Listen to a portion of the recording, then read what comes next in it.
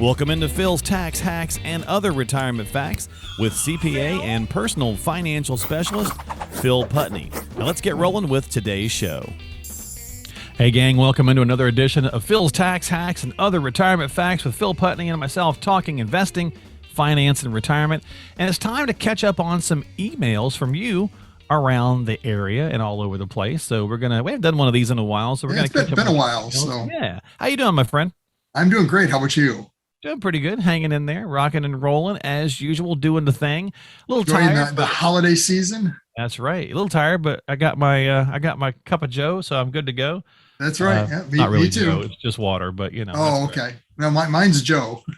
I already had that, so I already had my caffeine fix because I was dragging. Onto the water. Huh? That's right. So now I got to drink the water to offset it a little bit. But we're going to do some emails, Phil, because like we both said, we haven't done these in a while. And if you'd like to submit one, go to the website, philstaxhacks.com. That's philstaxhacks.com.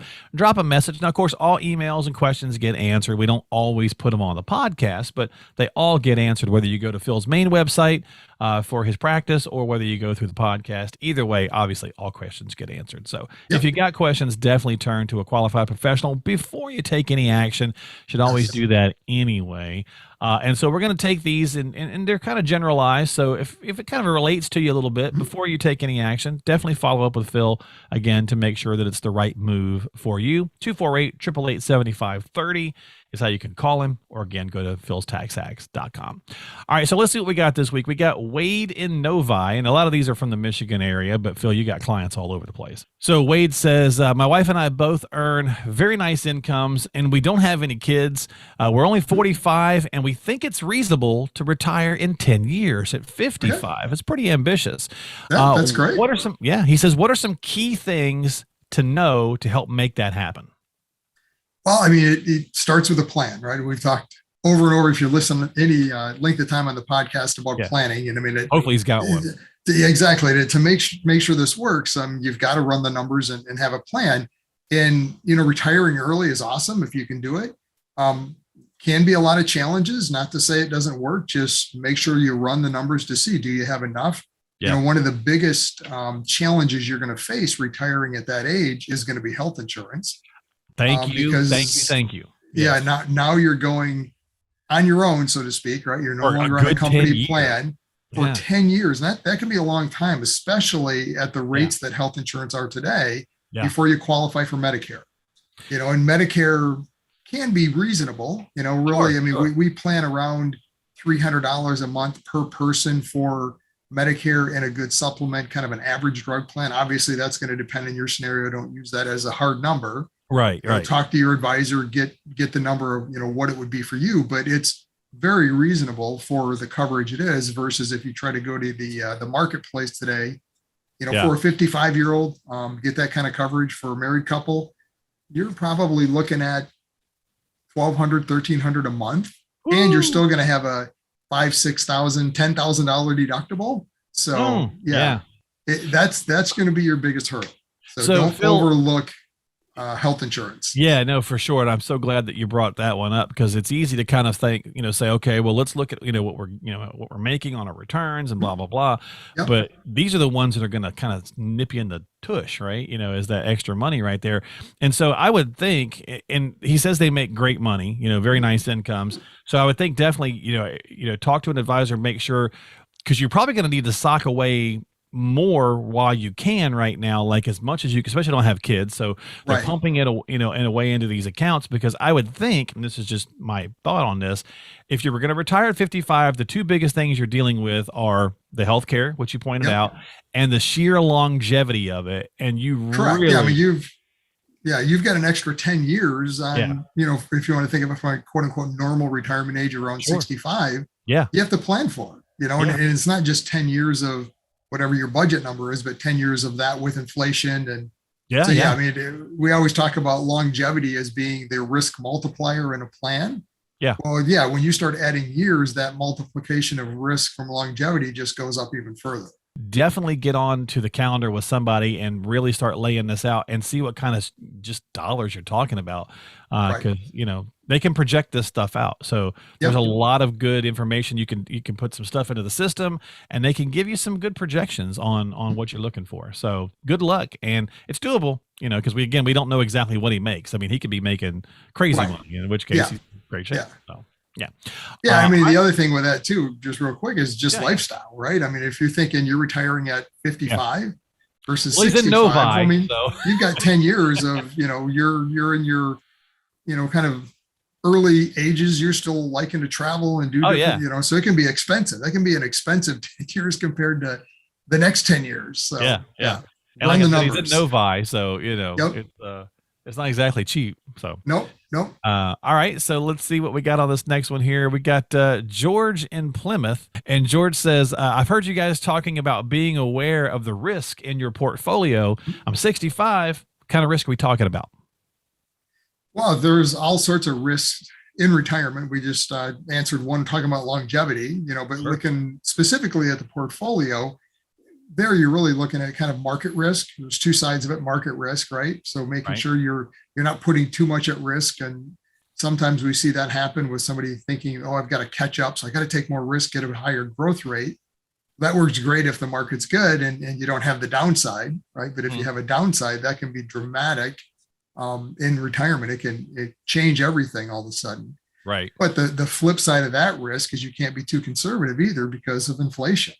So those are probably your two biggest risks to consider when you're looking at your portfolio. Is number one, it has to be managed from a downside standpoint, especially from that bucket you're spending from. Mm-hmm. But then you also have to be conscious of long term from an inflationary standpoint, making sure your money is going to keep up with inflation. So Yeah.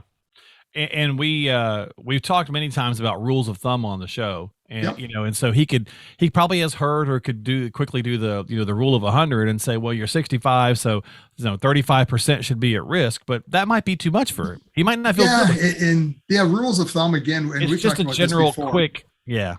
It's just that it's a am I on target? I don't recommend using them. Especially if you're serious, if you're at the point of retirement, it's not something to do. If you're younger, kind of thinking of, what does this look like? Yeah, rules of thumb get you there close. It's just a quick reference point.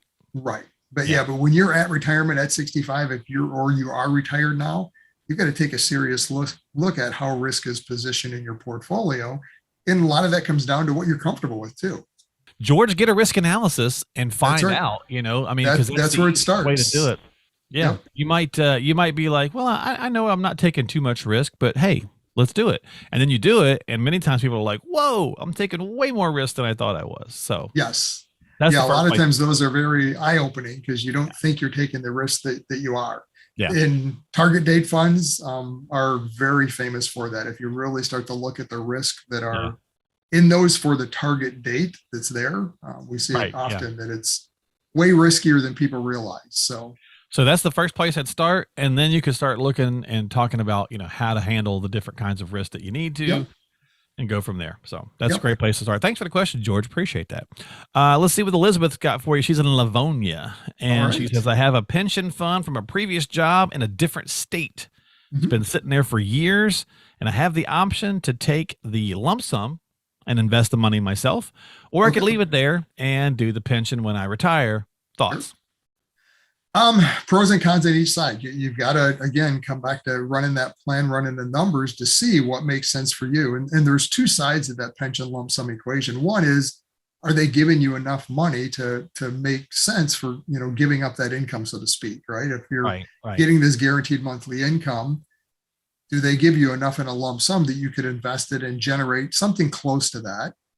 Pros and cons. I mean, if you invest it, now you have the opportunity to keep up with inflation versus most pensions are going to be level. Right. You have to take that into account.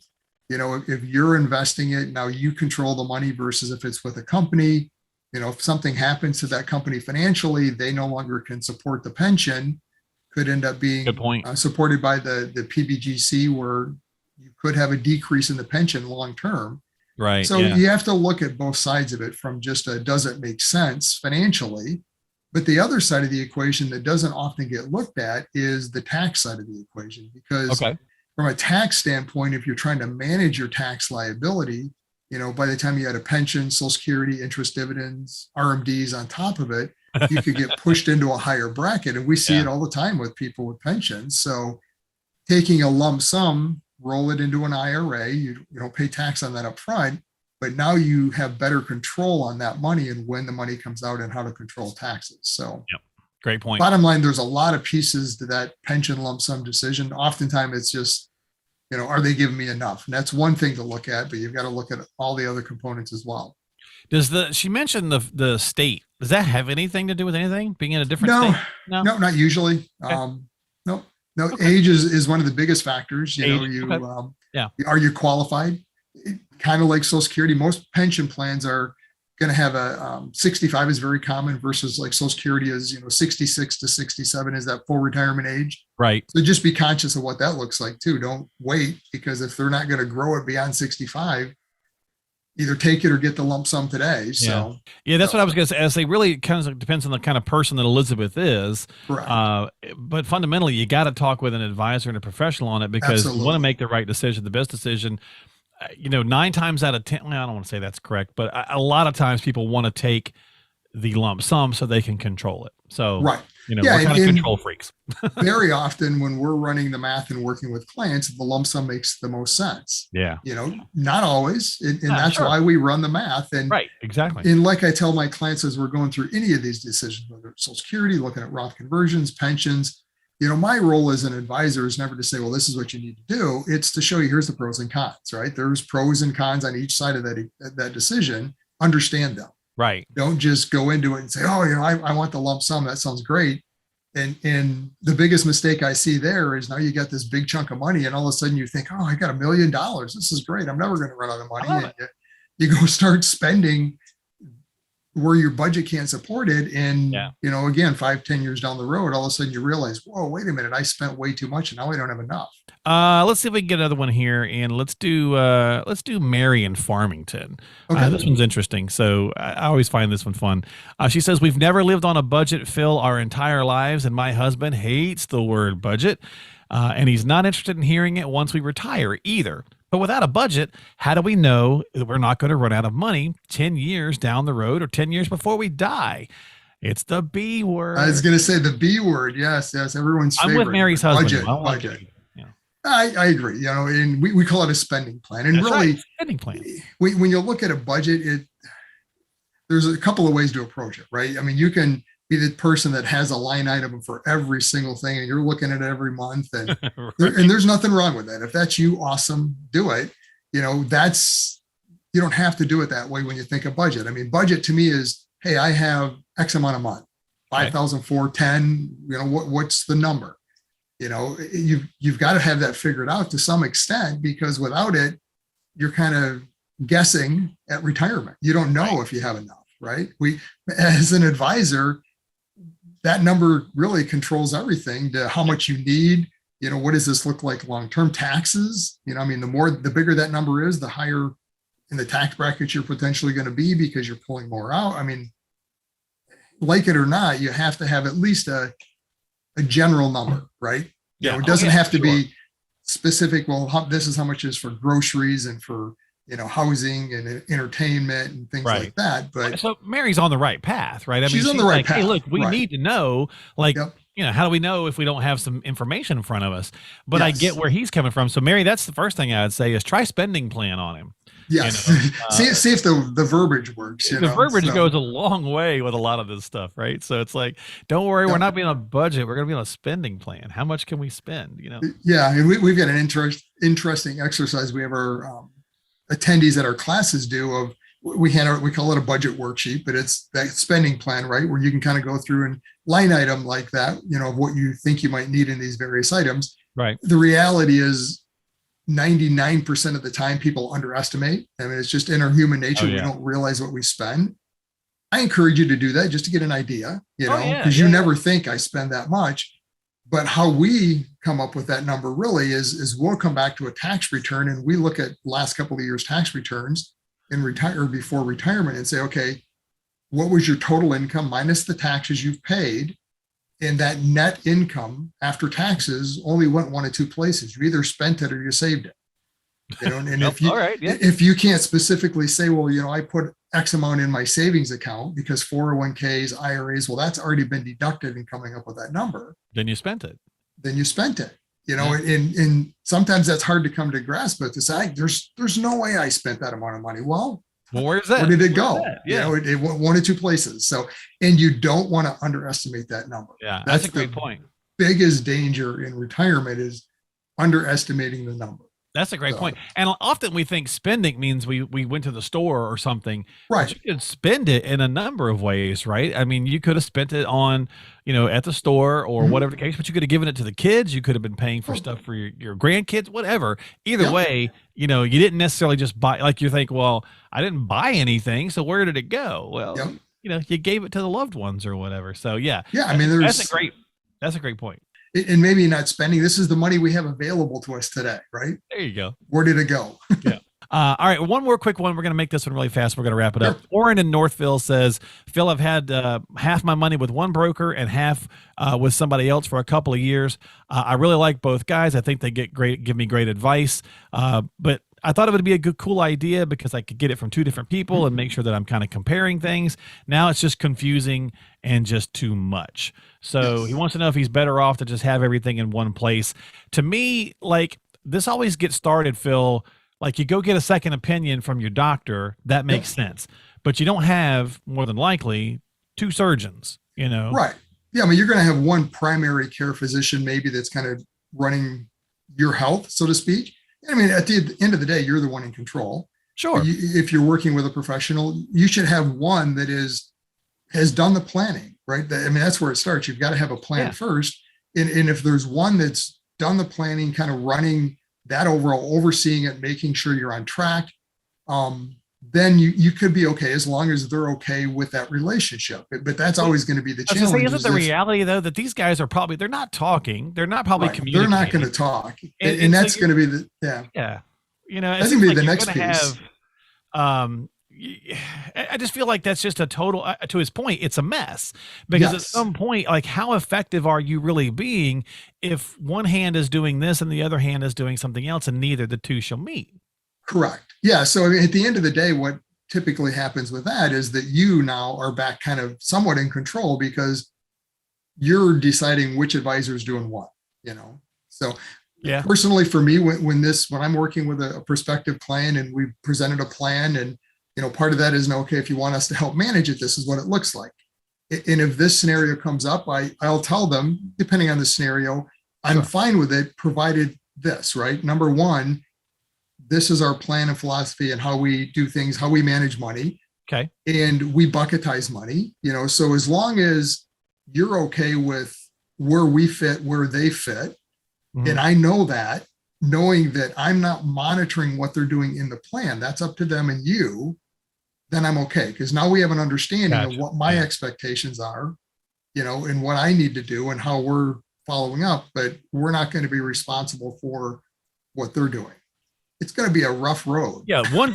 I was thinking about like the support system, like, because you're a CPA and a financial professional for retirement planning as well. But maybe if you had a retirement professional, an advisor, but then you had a separate CPA because your advisor is not a CPA, that's different, right? That's a different story. That's more of the team. But as I was reading this again, he says a broker and an advisor. So the broker might be focused on just growing the money and the advisor's focusing on trying to preserve it. And again, they're not communicating. So, right. And I mean, that's the other side of the equation to look at is that the whole concept of financial advisor is kind of an overused term. Everyone's a financial advisor, whether you're a broker and you're just an investment advisor, really buying and selling stocks or investments or insurance, or if you're truly a financial planner where you're running the plan, doing, and managing. Right. They're all generally thought of as being a financial advisor. Right. But you have to have a specialist at this stage of running that math out on a plan and understanding how these things work, especially as you get to retire. So. Yeah. Yeah, Oren, I'm with you, buddy. I mean, I get where you Yep. probably went down that road originally, but yeah, it just gets too confusing, and it's easier to have everything under one roof. And there's nothing wrong with going and getting a second opinion or a third or a Absolutely fourth not. until you Yep. find the right one to do all the stuff for you. Yep. But yeah, kind of bringing it under one umbrella, one house, is probably just going to take a load off of you as well. So there you Yep. go. That's some email questions this week. If you've got questions, as always, follow up with a financial professional. If you're working with somebody, definitely talk with them before you take any action on something you hear on our show or any other financial show. You always want to see how it's going to affect your unique situation. So if you need some help, reach out to Phil, 248-888-7530. Numbers on the screen if you're watching, 248-888-7530 if you're listening. You can stop by the website, philstaxhacks.com. That's philstaxhacks.com. Subscribe on Apple, Google, Spotify, YouTube, all that good stuff. You can find it all right there. Phil, my friend, thanks for hanging out and answering some questions. Hope you have a great week. You too, Mark. We'll see you next time, right here on Phil's Tax Hacks and other retirement facts. Investment advisory services offered through AFS Wealth Management. The content of this program is provided for informational purposes only and is not a solicitation or recommendation of any investment strategy. Investments and/or investment strategies involve risk, including the possible loss of principal. There is no assurance that any investment strategy will achieve its objectives.